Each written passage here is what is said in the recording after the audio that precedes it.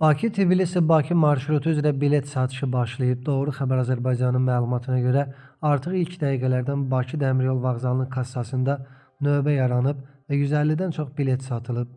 Bakı-Tbilisi qatarına bilet alan ilk şəxs isə Elnarə Rəsulova adlı xanım sərnişin olub.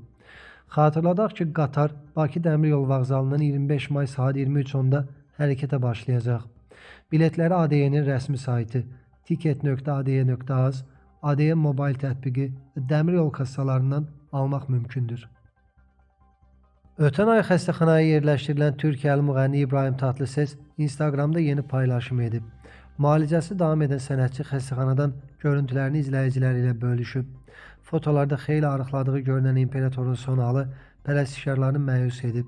Qeyd edək ki, 74 yaşlı ifaçı ağır virusa yoluxduğu üçün xəstəxanaya yerləşdirilmişdi.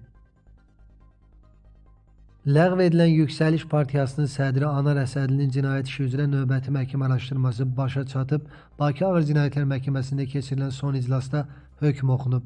Hökmə əsasən Əsədli külli miqdarda dələduzluqda təqsirli bilinərək 4 il 6 ay müddətinə azadlıqdan məhrum edilib. Qeyd edək ki, Anar Əsədliyə qarşı Cinayət Məcəlləsinin 178.3.2-ci dələduzluq, külli miqdarda zərər vurmaqla törədildikdə maddəsi ilə ittiham irəli sürülüb.